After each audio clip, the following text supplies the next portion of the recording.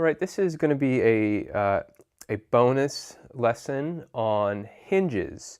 I had a few questions on some basically how to select hinges and what the overlay is.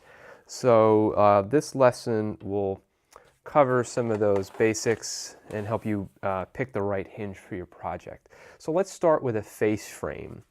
And I'm going to try to keep this in frame here. So this will be our style. Okay. Our vertical style, this is our rail, and let's sort of continue this off, and we'll say this is a divider, and then this will be our bottom rail, and the rest is kind of doesn't matter. Okay, so let's say this is your face frame, and this is your rail, and this is your top rail, and this is your bottom rail. We'll say B rail. Okay, so it really depends on your hinge. Really depends on the door you want to do. So let's start with overlay. All right, and now because this face frame would say continue off on this side, we'll have our hinges over here. So generally, in I guess in most cases, what you're going to be looking at is what's called a 3/4 overlay or a 3/4 inch overlay. And okay, so that means it's going to overhang in this direction by whatever this thing is. So there's 1/4 overlay, there's 1/2, there's 3/4, there's 1 1/4, there's a bunch, like an inch. All of these correspond to how far over on the face frame from the hinge the door will overhang because of the hinge. And all of the other three sides, the top, the bottom, and the other side of the non-hinge side of the door are irrelevant. We're really just talking about this. So for a 3/4 inch overlay, you're talking about it overhanging here by 3/4 of an inch all the way down to here. And so your hinge, whether it's a hidden hinge or a decorative hinge. Decorative hinges will be visible over in this area. Hidden hinges will have like a cup that you drill into the side of the door rail, but all of it is over here. So what you then would normally do for symmetry's sake is you would design your door to account for a 3/4 inch overhang on this side as well, and then a 3/4 inch length above the top of the rail here, and then 3/4 inches down here. So it would wrap the whole perimeter of this opening by 3/4 of an inch. But really, the only thing that matters is that you're sort of adhered to by the design of the hinge is how much it overlays on the hinge side. In theory, you could make these other three sides whatever you wanted. You could actually stop the door right at the face frame. You could bring it in here. You could make the length whatever you wanted to. This door could really just be a piece of board over here. But no matter if you're using a 3/4 inch overlay hinge, it's going to require that overlay on this side. All right, so that is overlay hinges and how you pick that. So again, if you wanted to use a 1/2 inch overlay, then it would only come in, say, right here, or a 1/4 inch overlay, it only come in here, and then you can drive the rest of the door dimensions just based on that. And so let me take a minute and I guess I'll show you some pictures and some illustrations of some overlay hinges on Amazon or something. There's the hidden hinges you would use. So the most common hinges you're going to see at like your Lowe's or Home Depot or Menards or anything like that, or your local hardware store, are going to be the hidden hinge 3/4 inch overlay. And the nice thing about those hinges is they're relatively inexpensive because they're very, very common. If you go to your design showrooms at those kitchen stores or like Lowe's or Home Depot, all of those kitchen cabinets they have on display that they want you to look at and be impressed by, most of them are overlay doors. Most of them have 3/4 inch overlay hinges, and so the door usually sits 3/4 inches past in this area here, 3/4 inch in this, the whole perimeter sits larger than the opening of the face frame by 3/4 inches all the way around.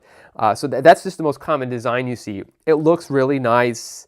And so they're just going to carry a lot of those 3/4 inch overlaid door hinges. They're gonna have a bunch of different brands, different prices. You can get them $2 or $3 a piece, all the way up to, you know, $5, $10, $15 a piece, I think, if you want to order them online and get some better ones.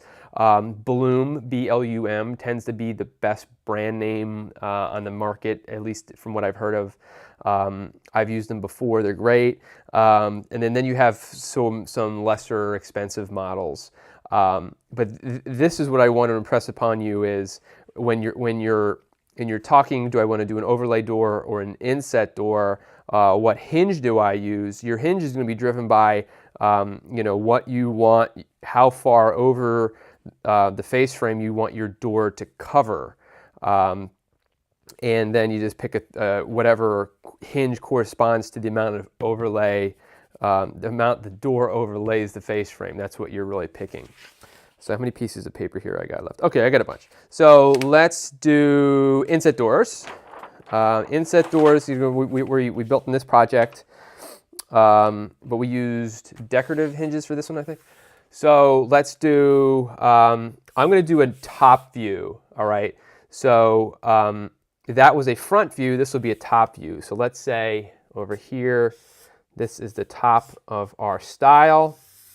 This is our rail across the top, and then this is our other style. So we're kind of looking down into the frame, and we'll say this is the front, okay? And then this is the interior of the cabinet. So when we're doing inset, so this is, again, this is where your opening would be. This is where your inset door would sit in. If you have a decorative hinge, a decorative inset hinge, it's going to be visible out here in this area there. If you have, I'm going to switch to the blue a little bit.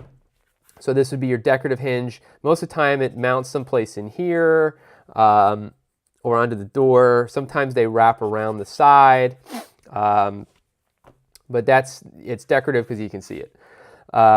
For a hidden hinge on an inset door, you're going to have the case, or, you know, the plywood of your cabinet here, right? And so how do you do an inset hinge or a hidden hinge on an inset door? Well, there's a couple things you could do. I guess what I've used before is a two-part hinge. So you have your, let's say this is your door because it's actually in here. You're going to have a hinge feature that will go here, and it will kind of mount like that. All right, that's what they kind of look like. They have a part that goes into the door with a cup, and then it mounts over here. And you could either buy a bracket that, and I'll show this, you know, show this in the illustration, that connects to the back of your face frame in this gap in here. So usually there's a gap between your case, your box or your cabinet, and the edge of your face frame. There's like sometimes, I don't know, 3/4 of an inch or whatever you designed depending upon where you designed to put that. So this gap is made up by a bracket. And I've used it's a two-piece, so the hinge clips into the bracket, and I'll show you a picture of what that looks like.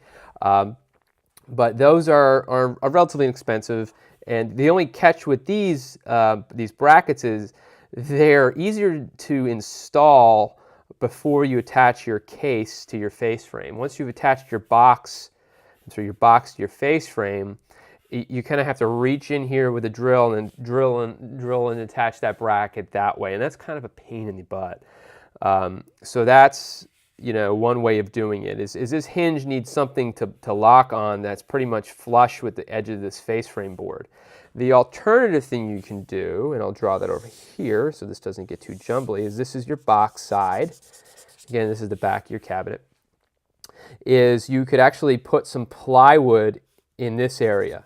So you box it out by putting another piece of plywood here. And then you use the same hinge here, except using the two parts, you just use the one part. So it's your cup that goes in here, and it gets attached to that piece of plywood or hardwood or whatever you used here. So you would sort of screw this part into here.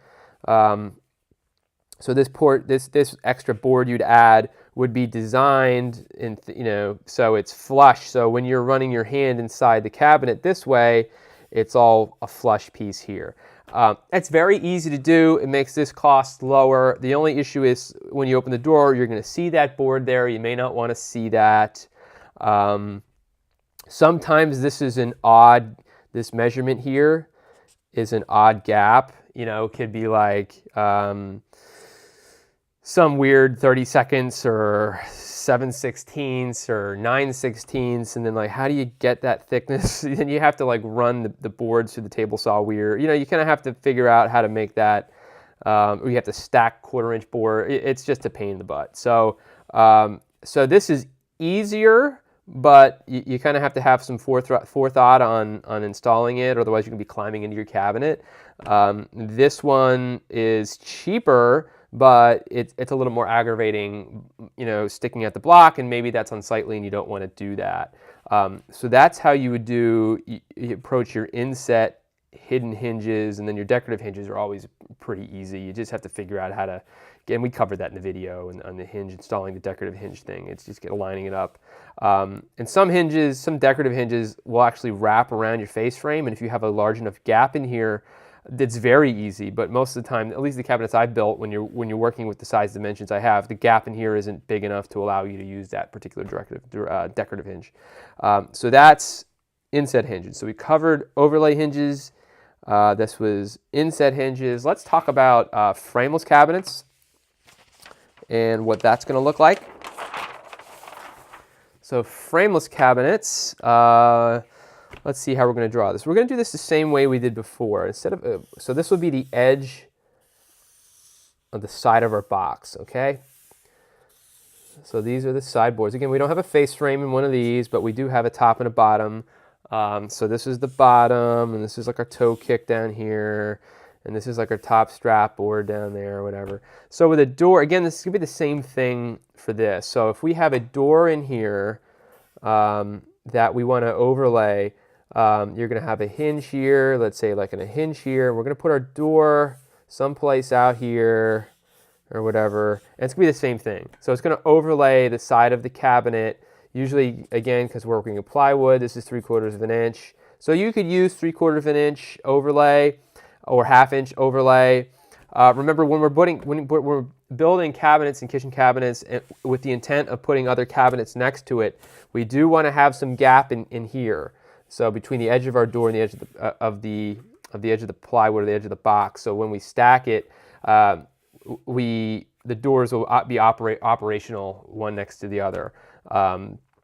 If we make the door, you could make the door completely cover, like, so this, for instance, the door on this side, I can make this door completely cover that side part of the box, and it would look actually pretty sleek. It would look pretty good. The only issue is then if I put a cabinet right next to it, the doors are going to be butting instead of the sides of the boxes, and you'll have issues. But for a standalone cabinet, you could do that, and you would do that with a 3/4 inch overlay hinge. And so does it matter if it's for a frameless or not really? You'll be installing these hinges right into the box. They'll actually install right into the side of this cabinet thing. So there are hinges that are specific for frameless cabinets versus face frame. So you can get going back to the overlay hinges, you can get an overlay hinge that's designed to install on a face frame cabinet. Or you can get ones that are sort of neutral in that sense, and they'll install to the side of the box or the side of the face frame, or however. So look at the installation method before you pick your hinge. But the theory here in terms of where they overlay and all that is identical from frameless to face frame cabinets. It's really just how much do you want to cover on the hinge side, and then you just drive the dimensions in terms of the width and the height however you want relative to the rest of the door. So that's pretty much it for this lesson. If you have any questions, shoot me an email if you have any questions on what hinge you should use based on this, or if you have a project and you're not sure which hinge you have, you can shoot me a link to a hinge you're looking at and tell me about your project, and I'd be willing to help. I did have one student over the summer discuss having very wide, it was a large cabinet, and he had very wide rails and stiles, maybe 2 or 3 or 4 inches, and he wanted the door to overhang onto the face frame by more than an inch, and that's a bit unconventional. So the challenge was just finding the right hinge to provide like an 1.25 inch overhang or the overlay. But I mean, it looked great. It looked really good on that size cabinet. So so you're not necessarily constrained to, you are constrained to what hinge you can purchase on the open market. But other than that, you know, you can make it whatever you want. So anyway, if you have any questions, shoot me an email or hit me up on Facebook, whatever, and I'll be willing to help. But that's it for hinges, and we'll see you. And then if you have any suggestions for bonus lesson topics, things that you want covered in more depth, or you just have a bunch of questions you think a lesson would help or an extra video would help on that, I'd be happy to put one together. So that's it for the hinges, and I'll talk to you soon.